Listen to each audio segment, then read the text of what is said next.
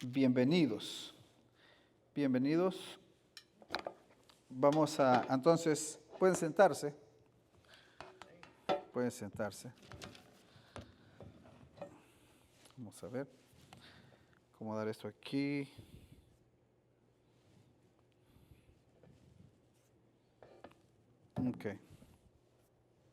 Ok. Entonces, qué bendición, qué honor estar aquí en esta conferencia. Primera conferencia. Entonces el tema que queremos hablar el día de hoy es el diseño de Dios para el hombre en el matrimonio.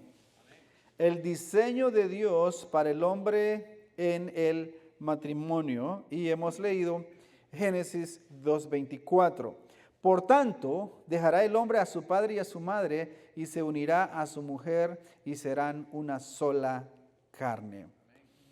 El otro día me encontré con una historia, es una carta de Ronald Reagan y Nancy Reagan compartieron 52 años juntos, fueron verdaderos ejemplos de armonía, respeto y de amor profundo.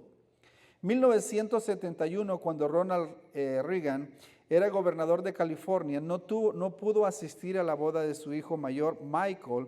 En su lugar le escribió una carta que hasta hoy sigue siendo una de las más bellas reflexiones sobre el matrimonio. Querido Mike, probablemente has escuchado muchos chistes de personas decepcionadas con el matrimonio, pero déjame ofrecerte otra perspectiva.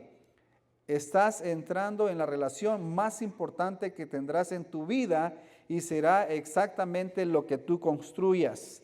Algunos hombres creen que la fuerza de la fuerza se demuestra con conquistas o secretos que sus esposas nunca descubrirán. Pero la verdad es que en el fondo una mujer siempre lo siente y en ese momento se pierde lo mágico entre ustedes. La verdadera fortaleza de un hombre no está en las aventuras pasajeras, sino en su capacidad de amar fielmente a una sola mujer por toda la vida. Cualquiera puede cometer errores, pero la verdadera valentía consiste en seguir siendo interesante, tierno y amado por aquella que ha visto todos tus estados, que te ha cuidado cuando estás enfermo, que ha lavado tu ropa y que aún sonríe al verte entrar por la puerta. Si verdaderamente amas a una mujer, nunca la harás dudar de su valor, ni permitirás que otra mujer la mire con una sonrisa cómplice,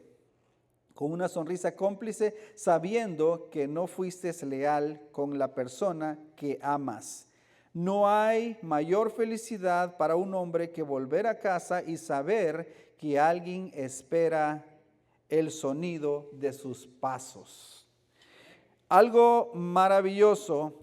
Entonces, la palabra del Señor siempre hay, cuando una persona, un fabricante, un ingeniero construye una máquina, junto con la máquina viene el manual, cómo se debe tratar esa máquina. Un carro, por ejemplo, ahí dice específicamente qué tipo de aceite le debe de poner en el motor o la transmisión.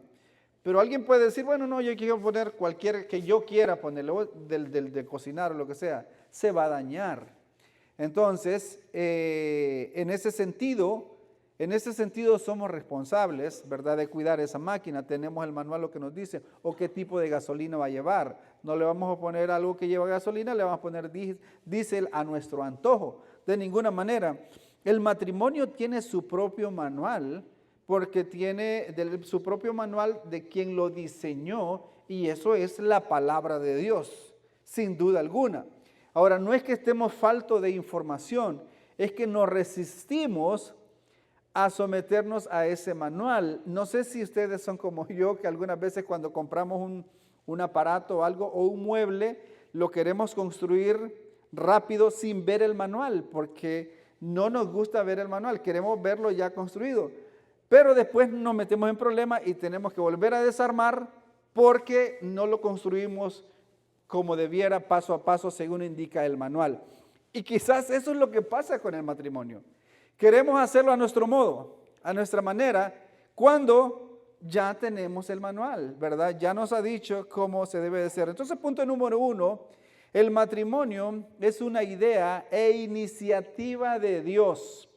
El matrimonio es una idea e iniciativa de Dios. No solamente tuvo la idea, sino que tomó la iniciativa, accionó.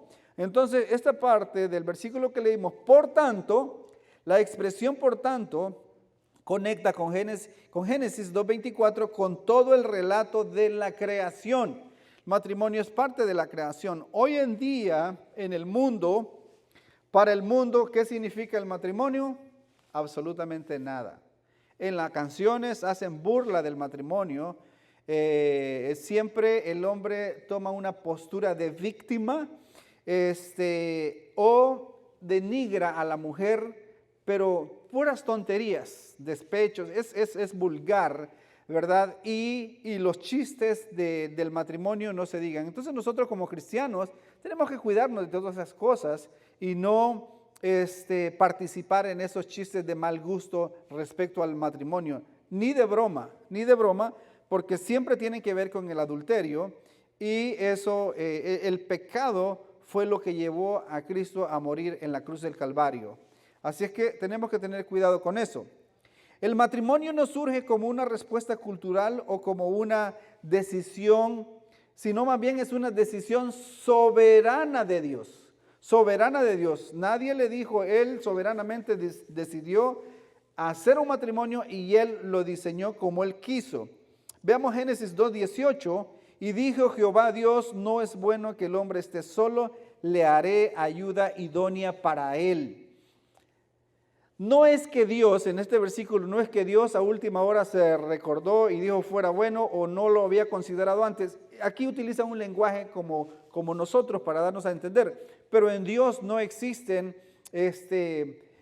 casualidades o plan B o algo que se le olvidó. Dice que todo lo tenía diseñado desde antes de la fundación del mundo. Entonces, Dios no estaba obligado a darle una esposa. Primero, no estaba obligado a ser el hombre. Segundo, no estaba obligado a darle una esposa. Él quiso hacerlo. Adán ni siquiera se la pidió. Él quiso hacerlo. Entonces, Dios identifica la necesidad y toma la iniciativa. Génesis 2:22. Y de la costilla, dice que hizo caer en él un sueño profundo. Ahí nos enseña, ¿verdad? El primero es que utilizó la anestesia, Dios. Hizo caer en él un sueño profundo, abrió su costilla y la cerró en su lugar, y de la costilla que sacó hizo una mujer y la trajo al hombre. Dios es quien establece la unión. Entonces, imagínense qué maravilloso el cuidado que Dios tuvo para que no pudo haberle dicho, bueno, mira, te voy a sacar una costilla, te va a doler y vas a tener que aguantar, va a ser para tu bien, pero no, lo durmió cuidadosamente para que no sintiese. Génesis 1, 27 y 28, varón y hembra los creó y los bendijo. El matrimonio está incluido en el diseño creador. Hay una canción que Dios me permitió escribir que se titula Tus Maravillas, y en el segundo verso dice, Él hizo al hombre y en el principio varón y hembra los creaste. Entonces hizo al hombre conforme a su semejanza, desde el principio varón y hembra los creaste. Porque hoy la comunidad o la gente hoy en día, la sociedad, nos quiere enseñar cómo redefinir el matrimonio. No es necesario, Dios ya tiene establecido todo eso y por lo tanto tenemos que cantarlo, tenemos que hablarlo, tenemos que predicarlo, porque es así. Entonces, ya Dios diseñó cómo debe ser. Mateo 19, 4 al 6, una parte de eso dice, el que los hizo en el principio, varón y hembra los hizo, y lo que Dios juntó no lo separe el hombre. Entonces, el punto aquí es que quiero que nos quede claro, es que fue un diseño, una idea e iniciativa de Dios. Por lo tanto, nadie tiene el derecho a redefinir el matrimonio o hacerlo a su manera, a su antojo, porque tiene copyrights, lo hizo Dios. O sea, eso está diseñado por el Creador. Nadie se puede dar el lujo de volverlo a acomodar a su antojo, de ninguna manera. Jesús confirma el origen divino del matrimonio. El matrimonio pertenece a Dios porque Dios lo creó. Si Dios lo diseñó, Él tiene la autoridad para definirlo. El hombre piadoso no adapta el matrimonio a la cultura, sino su vida al diseño de Dios. El hombre de Dios se somete a lo que ya fue establecido por Dios. Entonces, punto número 2. Dejará el hombre a su padre y a su madre. Aquí hay dos palabras que quiero que vamos a hacer énfasis en esta parte. Primero, dejará, y segundo, la palabra hombre. El hombre tiene que establecer una nueva prioridad, ¿verdad? Una nueva prioridad una vez que decide entrar en el santo estado del matrimonio. Este mandato recae directamente sobre el hombre. Dios llama al hombre a liderar estableciendo prioridades correctas. Dice, por tanto, dejará el hombre, el llamado es para el hombre, entonces, a iniciar una nueva familia, iniciar un nuevo hogar que honre a Dios y que se someta al diseño y a la soberanía de Dios. Entonces, dice Efesios 5:31, por esto, o sea, Pablo nuevamente trae a Génesis 2:24 en la carta a los Filipenses. Estos ya son los gentiles. Por eso dejará el hombre a su padre y a su madre y se unirá a su mujer. Así que dejará, esto implica tomar una decisión de realizar una acción definitiva hacia una independencia total de los padres. Así es que el hombre tiene que cuidar, trabajar en su vida para que no haya inferencia en el matrimonio, las relaciones, y esto no quiere decir que nos vamos a olvidar de los padres y que vean ellos cómo se resuelven. Sí, claro que no es así, pero en caso que si quisieran ellos inferir, entremeter, el hombre le tiene que dar prioridad a su matrimonio, a su esposa, porque eso es el mandato de Dios. Por tanto, dejará el hombre a su padre y a su madre. Entonces dejará. Eso quiere decir que tiene que tomar una decisión de independencia. Independencia. La otra palabra que está aquí es hombre. El hombre. ¿Qué es un hombre? Sinónimo de responsabilidad. Alguien con carácter firme. Alguien con suficiente madurez. Madurez. En algunos estados, los Estados Unidos o en El Salvador, en algunos lugares, la edad para alguien que se pueda contraer matrimonio es 18 años y puede variar en algunos otros lugares.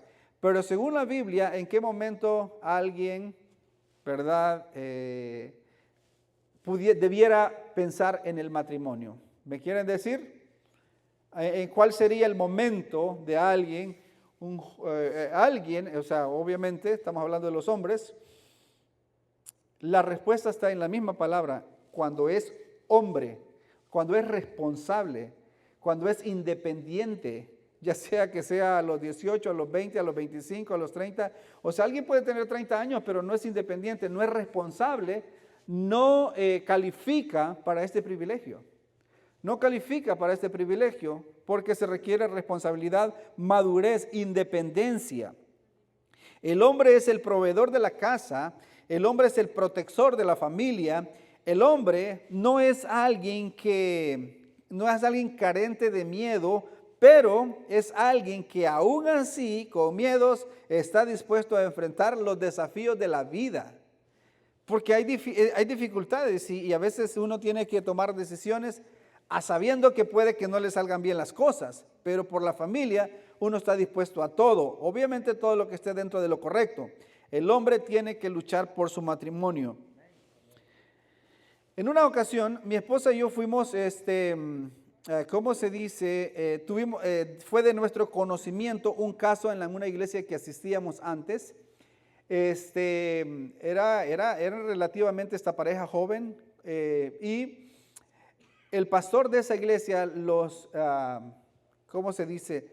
Los mantenía tanto en la iglesia que cuando no había servicio, culto, había grupo de células, cuando no había grupo de células había reunión de líderes y un día la esposa se cansó y le dijo: el ministerio o tu matrimonio. Él vino con el pastor y le dijo lo que la esposa le había dicho y el pastor le dijo: no se preocupe, si ella lo deja, lo casamos con otra hermana de aquí de la iglesia. Entonces, y efectivamente así pasó.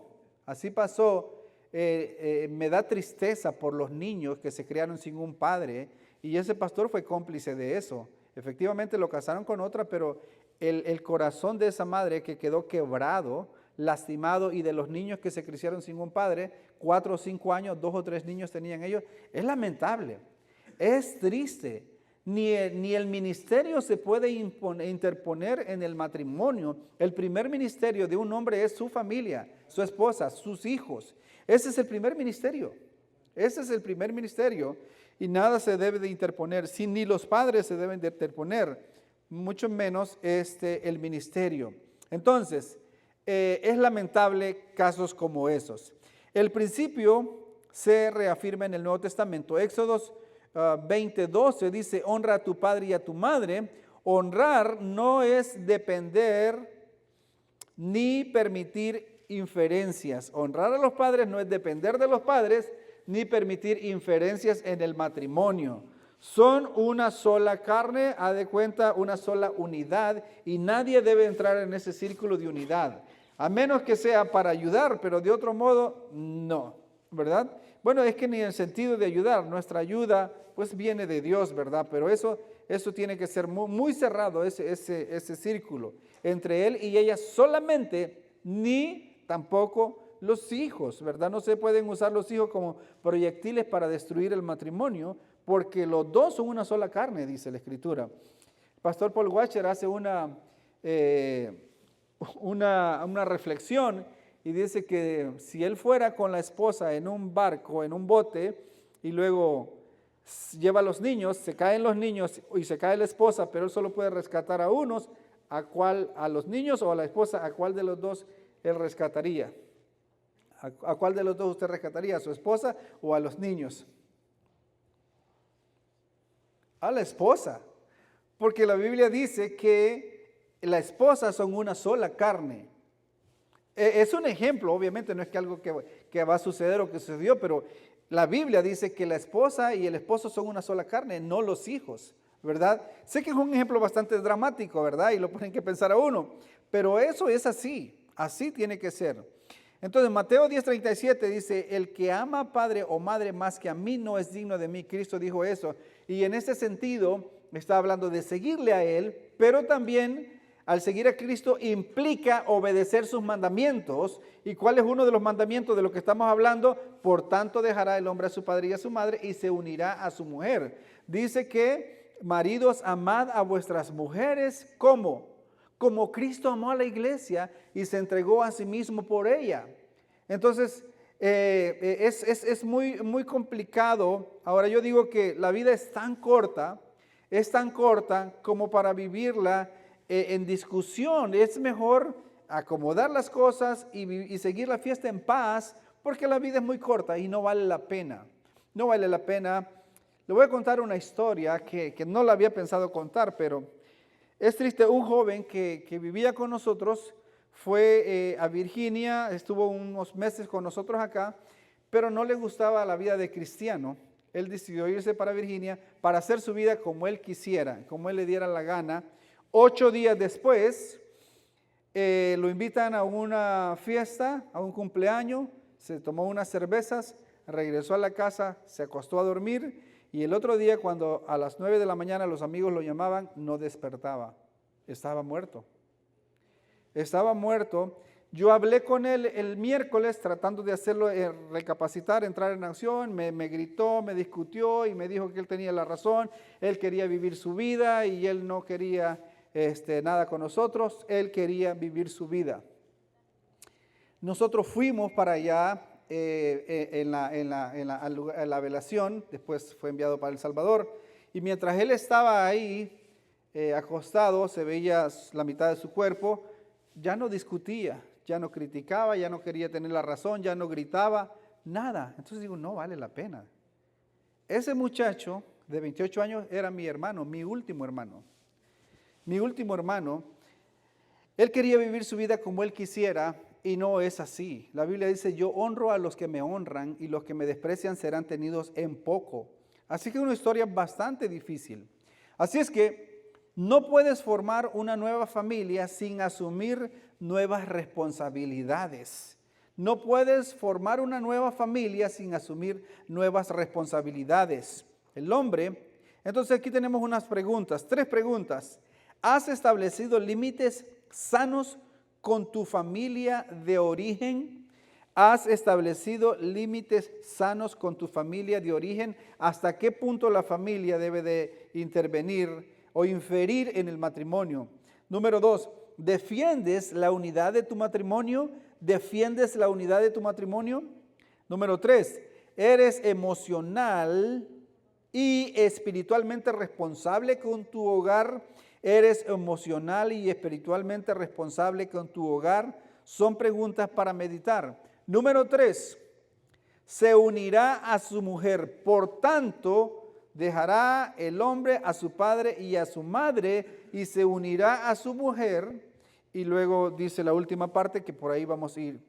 Y serán una sola carne. Entonces, se unirá, esto es un pacto. Es un pacto permanente, permanente. Unirse implica compromiso firme. Es un lenguaje de alianza, no de conveniencias egocéntricas. No de conveniencias egocéntricas. Cuando yo recuerdo que antes de yo entrar en el matrimonio, por la gracia de Dios, ya son 27 años, y digo por la gracia de Dios porque es así, toda la gloria es para Él, oía decir que como que si trataban de intimidarlo a uno, estos no saben lo que es el matrimonio, es algo difícil, es algo complicado, y así, y nadie puede opinar de la guerra sin estar en el campo de batalla, y cosas así. Y bueno, hay un dicho en México que dice que cada quien habla como le fue en la feria. Entonces, pero yo decía, pero no es posible, decía yo, si el matrimonio Dios lo diseñó, no veo por qué pudiera ser algo malo. Debe de ser algo bueno. Y efectivamente la Biblia lo enseña que es bueno. El problema son algunas veces son los integrantes del matrimonio, no el matrimonio. Es como decir, el evangelio no es el problema, el evangelio son los malos o el problema son los evangélicos, algunas veces. Entonces, Dios diseñó el matrimonio para que sea una bendición, no para que sea una batalla campal. Entonces, eso no encajaba conmigo trayéndolo de las Sagradas Escrituras. Y efectivamente, digo de nuevo, de verdad, gracias a Dios, nuestro matrimonio ha sido una bendición. Dios nos ha bendecido más de lo que nosotros pudiéramos haber esperado. Ha sido una gran bendición, nos ha dado 2 hijos, nuestra hija ya está casada, ya tenemos un nietecito y estamos muy contentos, muy agradecidos con Dios por lo que Él ha hecho en nuestras vidas. Entonces, un pacto es algo permanente. Es pensar siempre en el bienestar de su esposa y de sus hijos. Ese es el deber, la responsabilidad del hombre. Siempre pensar en el bienestar de su esposa y de sus hijos. Es más, si usted siempre piensa en el bienestar de su esposa y todo está bien con ella, sus hijos por consiguiente van a estar bien. Malaquías 2:13 y 14 dice, el versículo que quiero hacer énfasis en el 14, pero para entrar un poquito de contexto, el 13 dice, y esta otra vez haréis cubrir el altar de Jehová de lágrimas, llanto y de clamor, así que no miraré más la ofrenda para aceptarla con gusto de vuestra mano. ¿Por qué? Mas diréis, ¿por qué? Porque Jehová ha atestiguado entre ti y la mujer de tu juventud, contra la cual has sido desleal, siendo ella tu compañera y la mujer de tu pacto. Siendo ella tu compañera y la mujer de tu pacto. Dios ve todo. Dios ve todo. No solamente Dios ve todo, Dios conoce los pensamientos. Dios conoce nuestros pensamientos y debemos de honrar a Dios en todo. Así es que Dios llama al matrimonio un pacto. Un pacto. Estos sacerdotes del pueblo de Israel, hablando de los levitas, habían sido desleal a la mujer de su juventud. Habían sido desleal a la mujer de su juventud y Dios los enfrenta acá y les dice, sé que muchas veces se utiliza Malaquías solamente para hablar del diezmo, pero no para hablar de esto, lo cual es muy importante. Entonces, Dios llama al matrimonio un pacto. Romper el matrimonio es violar un pacto delante de Dios. Es violar un pacto delante de Dios. Romanos 7:2, la mujer casada está ligada por la ley a su marido mientras él vive. La unión es permanente. Eclesiastés 5:4 dice, mejor es que no prometas y que no prometas y no cumplas. Mejor es que no prometas y no que prometas y no cumplas. Entonces, cuando la persona, el hombre, viene al altar delante de Dios, viene a prometer un pacto, a ser fiel a esa mujer. Entonces, prometer algo delante de Dios y luego no cumplir, es mejor no prometerlo. Entonces, es una gran responsabilidad que tenemos que tener siempre nosotros en nuestra mente. Dios toma en serio esos votos. Dios toma en serio esos votos. El matrimonio se sostiene por fidelidad, no por la emoción. Por la fidelidad, no por emociones pasajeras. La fidelidad comienza en el corazón y la mente. Permanecer es un acto de obediencia a Dios. El liderazgo espiritual se demuestra en la consistencia. El liderazgo espiritual se demuestra en la consistencia. Número 4, serán una sola carne. Serán una sola carne, unidad integral. Esta expresión habla de una unidad total, espiritual, emocional, física y de propósito. Honrar a Dios aún en el matrimonio. Honrar a Dios en el matrimonio. Y de paso que Dios utiliza el matrimonio como un ejemplo entre la relación de Cristo y de su iglesia. En Efesios 5, 28, 30 dice, el que ama a su mujer a sí mismo se ama. La unidad implica cuidado y sacrificio. Algunas veces hay que sacrificar, pero el hombre por su esposa, por sus hijos está dispuesto a sacrificar todo. Trabajar tarde, trabajar horas extras, levantarse de madrugada, llegar tarde, por su familia. 1 Corintios 6, 16, los dos serán una sola carne.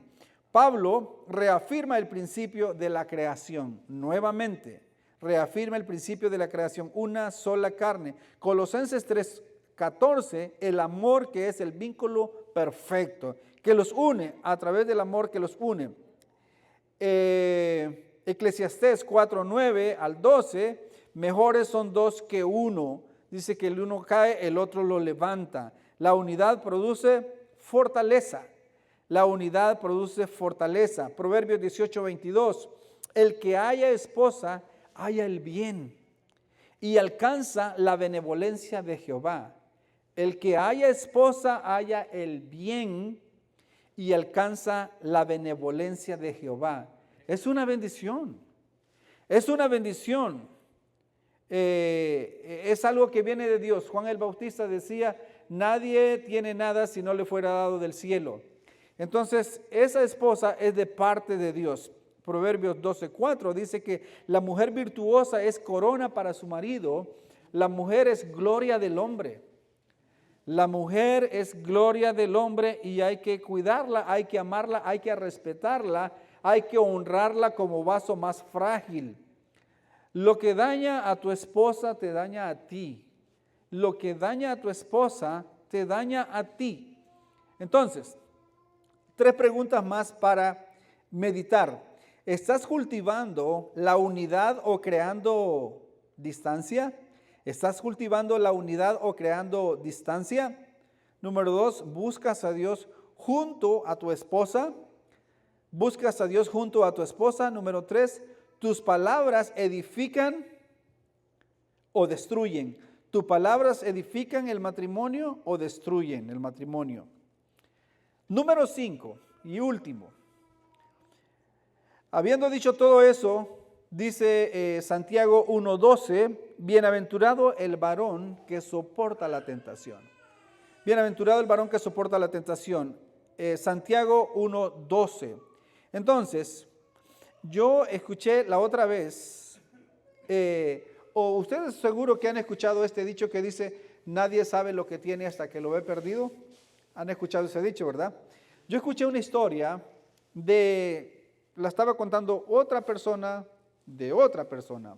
La estaba contando una persona acerca de otra persona. Dice, esta era una mujer que estaba cuidando a sus niños en la casa y su esposo era proveedor, ¿verdad? Ponía todo en su casa, no le faltaba nada, pero ella insistió un día en decirle al esposo que le diera permiso para ir a trabajar. Ella quería trabajar. El título de esta historia es Nadie sabe lo que tiene hasta que lo pierde. Entonces, ella fue a trabajar, ya estando en el trabajo, se involucró con uno de sus compañeros de trabajo y luego regresó y le dijo que lo había engañado y aún así él quiso perdonarla, pero ella dijo que no, que el otro hombre era más cariñoso que él y decidió irse con ese otro hombre a la casa y los niños, pero después el otro hombre la dejó y intentó regresar a la casa y el otro hombre ya no la recibió. Entonces de ahí ella viene con la frase y dice, nadie sabe lo que tiene hasta que lo ve perdido. Entonces, meditando yo en esa frase o en ese dicho está mal dicho.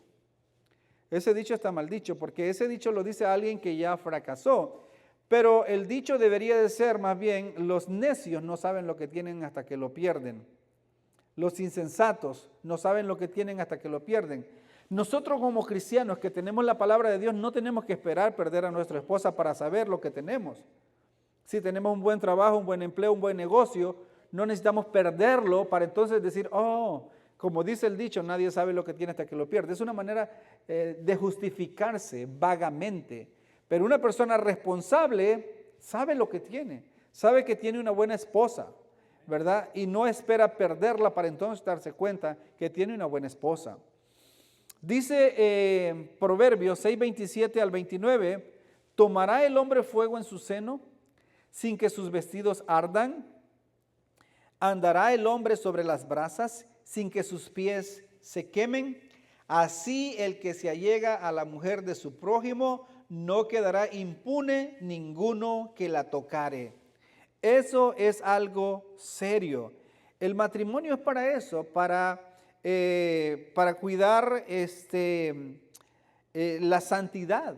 La santidad, ¿verdad? La intimidad es lícita únicamente dentro del matrimonio y no fuera del matrimonio. Proverbios 6:32 al 33 dice, mas el que comete adulterio es falto de entendimiento, corrompe su alma el que tal hace. Heridas y vergüenza hallará y su afrenta nunca será borrada.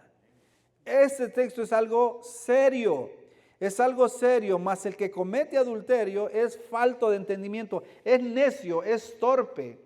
Incluso no se puede ser amigo de alguien que traiciona a su esposa, porque si traiciona a su esposa, pues ¿cómo puede ser amigo de alguien? Pues puede traicionar a cualquiera, ¿verdad? Corrompe su alma el que tal hace. Heridas y vergüenza hallará y su afrenta nunca será borrada. Proverbios 5:15, bebe del agua, Proverbios 5:15, bebe del agua de tu misma cisterna y los raudales de tu propio pozo. 18, sea bendito el manantial, alégrate con la mujer de tu juventud, como sierva amada y como graciosa gacela. Sus caricias te satisfagan siempre, te satisfagan en todo tiempo y en su amor recréate siempre. Primera de Corintios 7:5, no os neguéis el uno al otro, a no ser por algún tiempo de mutuo consentimiento para ocuparos sosegadamente en la oración y volved a juntaros en uno para que no os tiente Satanás a causa de vuestras incontinencias. Así es que dice Santiago, bienaventurado el que soporta la tentación. Cristo dijo, ahora, ¿cómo se puede hacer todo esto? ¿Cómo se puede hacer todo esto? Únicamente tomado de la mano de Dios. Únicamente tomado de la mano de Cristo. ¿Qué digo tomado de la mano de Cristo? Viviendo en Cristo. viviendo Cristo o que Cristo viva en nosotros. Que Cristo vive en nosotros. Dice Juan 15:5, Jesús, dice, separados de mí nada podéis hacer. Jesús pronuncia esta parábola durante el discurso de su despedida del 13 al 17 en Juan. La noche antes de ser crucificado, habla a sus discípulos usando una imagen de la vid. Y la vid en el Antiguo Testamento era Israel, Isaías 5, pero él viene y dice, yo soy la vid verdadera. Yo soy la vid verdadera y mi Padre es el labrador. Entonces dice que el que en mí permanece lleva mucho fruto, porque separados de mí nada podéis hacer. Así es que eso es lo que el Señor enseña. Él es la vida. Sin Él no tenemos vida, somos huesos secos sin Él. Entonces, Él dice, yo soy la vid, Cristo es la fuente de vida, vosotros los pámpanos, el creyente depende totalmente de la vid, de Cristo. El que permanece en mí implica comunión, obediencia, fe continua, lleva mucho fruto. El fruto es el resultado natural de esa unión. Separados de mí, nada podéis hacer. Separados de mí, nada podéis hacer. También hay otro pasaje que me llama la atención también. Es el Salmo 127:1. Dice, si Jehová no edifica la casa, en vano trabajan los que la edifican. Si Jehová no guarda la ciudad, en vano vela la guardia. Entonces, nosotros necesitamos, para hacer la voluntad de Dios, necesitamos la ayuda de Dios. Para poder honrar a Dios con nuestro matrimonio necesitamos la ayuda de Dios. No podemos hacer nada de nuestra propia fuerza. Si intentamos hacerlo, primero que la naturaleza humana se resiste a lo que decíamos al manual, a leer el manual y obedecer el manual, que es la palabra de Dios para el matrimonio. Segundo lugar, lo quiere hacer a su modo, a su manera. Entonces, y no funciona así. Alguien pudiera decir, bueno, pero yo conozco personas o matrimonios que son buenos matrimonios y no son cristianos. Bueno, no todo lo que brilla es oro. Nadie puede opinar de la guerra sin estar en el campo de batalla. Pero también, si eso fuera así, si eso fuera cierto, sería por la gracia común de Dios. Si eso fuera así, yo lo dudo. Pero puede que haya, y si hay, es por la gracia común de Dios. Entonces, el éxito no depende solo de cuánto trabajemos, sino de quién dirige la obra, y es nuestro Dios. Así que Gálatas 2:20, el apóstol Pablo habla y dice, con Cristo estoy juntamente crucificado y ya no vivo yo, mas Cristo vive en mí, y lo que ahora vivo en la carne lo vivo en la fe del Hijo de Dios, el cual me amó y se entregó a sí mismo por mí. Ya no vivo para mi propio ego, ya no vivo para mi orgullo, vivo para Él, y Él es el que vive en mí. Entonces nosotros vamos a amar como se debe de amar cuando de verdad esté nuestra vida entregada a Cristo totalmente. De otro modo, va a ser imposible, será imposible querer hacerlo.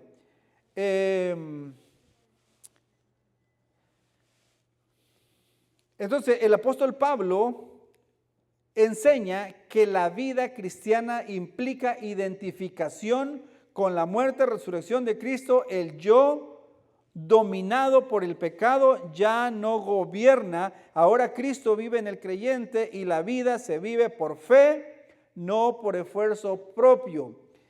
Esto como que pudiera sonar un poquito contradictorio, pero más bien aquí está lo que se conoce como la soberanía de Dios y la responsabilidad humana.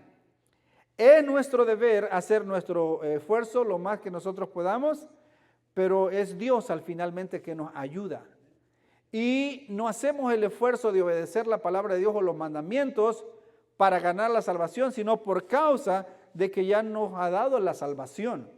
Entonces, dice la Escritura en 2 Corintios 5:17, de modo que si alguno está en Cristo, nueva criatura es. Las cosas viejas pasaron y aquí todas son hechas nuevas en Cristo Jesús. El viejo hombre con sus mañas, ¿verdad? Con sus malos hábitos, con su gritería, con todas esas cosas, ya quedó atrás, revestidos del nuevo hombre en Cristo Jesús. Filipenses 2:13 dice, porque Dios es el que pone en vosotros, el que produce en vosotros así el querer como el hacer de su buena voluntad. Nosotros tenemos que hacer el esfuerzo, pero Dios es el que pone en nosotros el querer y el hacer de su buena voluntad. Así, toda la gloria es para Él. Toda la gloria es para Él. Entonces, este texto enseña que la vida cristiana no depende solo del esfuerzo humano. Dios obra en el interior del creyente dando tanto el deseo correcto, el querer, como la capacidad para obedecer, el hacer. Nuestra responsabilidad es responder con obediencia y fe a la obra de Dios en nosotros. Así que en conclusión, Génesis 2:24 nos revela acerca del matrimonio, que es instituido por Dios, requiere el liderazgo responsable del hombre, se vive como un pacto sagrado.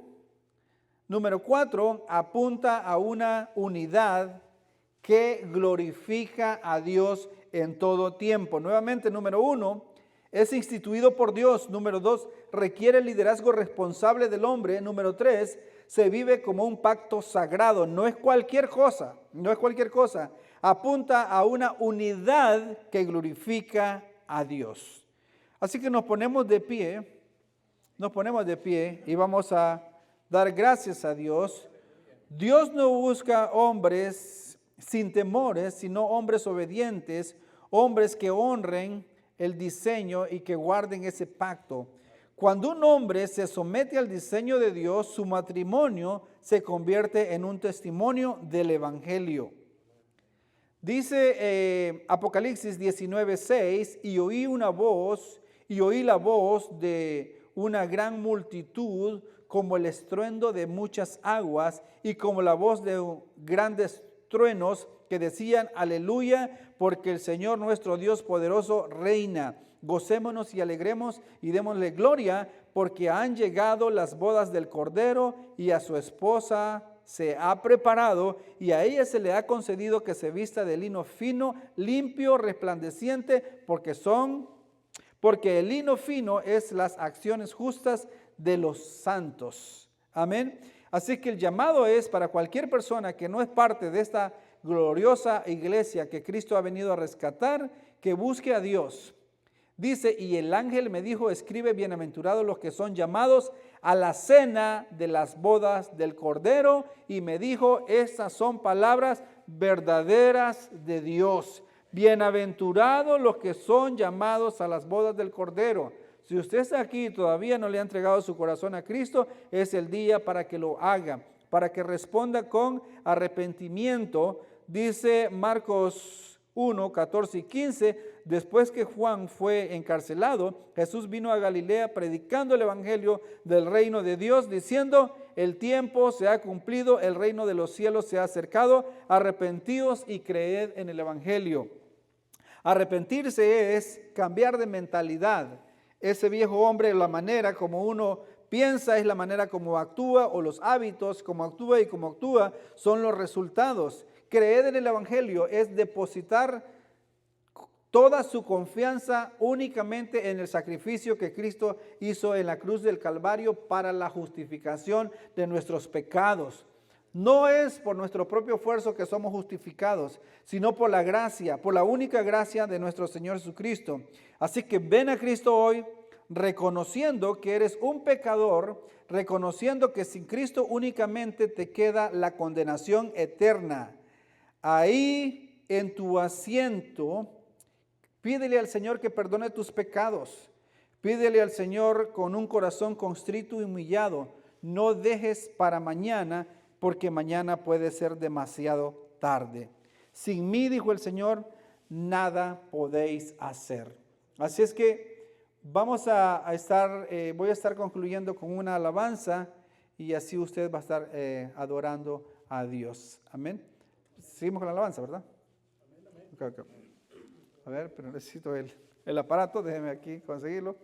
Un segundito, por favor.